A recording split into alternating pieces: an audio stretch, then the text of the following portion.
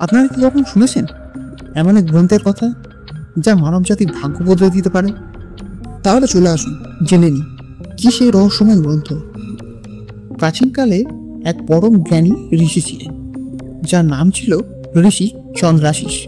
তার জীবনযাত্রা একটা কঠিন পরিস্থিতির মধ্যে যাচ্ছিল। একসময় তিনি গ্রীষ্মের একটি তপ্ত বিকেলে একটি গুহার মধ্যে ধ্যানমগ্ন হলেন এবং চেষ্টা করলেন চন্দ্রলোকের দেবতা চন্দ্রদেবের সাথে আধ্যাত্মিক সংযোগ স্থাপন করার। এই অলৌকিক ঘটনা তার জীবনে এক নতুন অধ্যায়ের সূচনা করে। তিনি আবিষ্কার করেন মহাজাগতিক শক্তি ও আধ্যাত্মিক জ্ঞানের এক অনবদ্য আকাশ, যেখানে সৃষ্টির রহস্য এবং মানব জীবনের উদ্দেশ্য সম্পর্কে গভীর তত্ত্ব প্রকাশিত হয়। কিছুদিনের মধ্যে বহু মুনি ঋষি তার কাছে আসে সেই জ্ঞান লাভের জন্য, কিন্তু ঋষি জানতেন যে এই জ্ঞান কোনো ব্যক্তি লাভ করলে ওই ব্যক্তি ওই জ্ঞানের অপব্যবহার করবেই। এই জ্ঞানের মূল লক্ষ্য ছিল মানুষকে তাদের আত্মার নিখুঁত সাধনায় উদ্বুদ্ধ করা। সেই জন্য তিনি এই মূল্যবান জ্ঞানটিকে একটি গোপন গ্রন্থে লিপিবদ্ধ করেন এবং গ্রন্থটির নাম দেন চন্দ্রবাণী। চন্দ্রবাণী এমন একটি গ্রন্থ যা পৃথিবীর সঙ্গে চন্দ্রলোকের সংযোগ স্থাপন করার উপায় সম্পর্কে জানায়। এতে এমন মন্ত্র এবং উপদেশ রয়েছে যা মানব জাতিকে চিরস্থায়ী সুখ এবং অমরত্ব প্রদান করতে পারে। তবে এর একটি শর্ত ছিল, যে ব্যক্তি এই জ্ঞান লাভ করবে তাকে নিজের সমস্ত লোভ, ক্রোধ এবং মোহ ত্যাগ করতে হবে। ঋষি চন্দ্রাশিস জানতেন এই শক্তি যদি ভুল হাতে পড়ে তবে পৃথিবী বিপর্যস্ত হয়ে উঠবে এবং পৃথিবীর সঙ্গে চন্দ্রলোকের যে সংযোগ সেটা বিচ্ছিন্ন হবে। তাই তিনি গ্রন্থটিকে একটি গভীর গুহার মধ্যে লুকিয়ে রাখেন এবং তার শিষ্য শিববর্মাকে নির্দেশ দেন এই গুহাকে রক্ষা করার জন্য।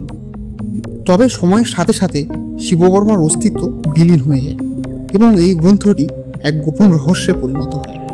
এই ঘটনার বহু শতাব্দী পর এক প্রত্নতত্ত্ববিদ ডক্টর রোহিত সিং পুরাণে বর্ণিত এক প্রাচীন মন্দিরের ধ্বংসাবশেষ খুঁজে পান।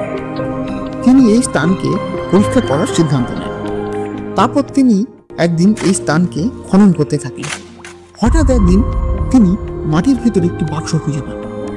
তিনি ওই বাক্সটি খোলার পরিকল্পনা করেন।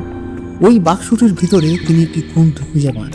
প্রথমে তার কাছে গ্রন্থটির গুরুত্ব খুব একটা ছিল না, কিন্তু হঠাৎ একদিন যখন তিনি এই গ্রন্থটি খুলতে থাকেন, সঙ্গে সঙ্গে ওই স্থানের চারিপাশে অদ্ভুত ঘটনা ঘটতে শুরু করে। প্রথমে তিনি শুনতে পান যে জলের উপরে কেউ পদচারণা করছে। তারপর তিনি হঠাৎ অনুভব করেন বাতাস ভারী হয়ে আসছে তার চারপাশে। তিনি বইটিকে বন্ধ করে দেন। ওই দিন রাতে তিনি এক অস্বাভাবিক স্বপ্ন দেখেন যে তিনি চন্দ্রলোকে ভ্রমণ করছেন। এই ঘটনাগুলি তার মানসিক অবস্থাকে অস্থির করে তোলে এবং তিনি উপলব্ধি করেন এই গ্রন্থ শুধুমাত্র ইতিহাসের একটা অংশ নয়, বরং জীবনের এক নতুন অধ্যায়কে সূচনা করতে পারে। ঋষি চন্দ্রাশিস চন্দ্রলোকের সাথে সংযোগ স্থাপন করেছিলেন বিশেষ এক ধ্যানমন্ত্রের মাধ্যমে। এই মন্ত্রটি মহাজাগতিক শক্তির সাথে নিজেকে সংযোগ করার এক মাধ্যম ছিল, যা তাকে চন্দ্রলোকের আধ্যাত্মিক পরিমণ্ডলে প্রবেশ করতে সাহায্য করেছিল। তিনি গ্রন্থের শুরুতেই লিখেছিলেন যে যারা শুদ্ধ, নির্ভীক এবং আত্মবিশ্বাসী তারা এই শক্তির প্রকৃত উৎসে পৌঁছাতে পারবে। আপনি কি মনে করেন চন্দ্রবাণী গ্রন্থটি আসলে কি? এটি কি মানব জাতির জন্য একটি পরীক্ষা, নাকি এটি আমাদের গোপন জ্ঞানের দিকে এগিয়ে যাওয়ার একটা পথ? আপনার পরিকল্পনা শেয়ার করুন এবং রহস্যময় গ্রন্থের জন্য আপনার ধারণাটা কি সেটা আমাদের অবশ্যই জানাবেন। দেখা হবে পরবর্তী রহস্যের উদ্ঘাটন। ধন্যবাদ। সঙ্গে থাকুন, পাশে থাকুন এবং পৌরাণিক জগৎ বাংলা চ্যানেলকে সাবস্ক্রাইব করুন।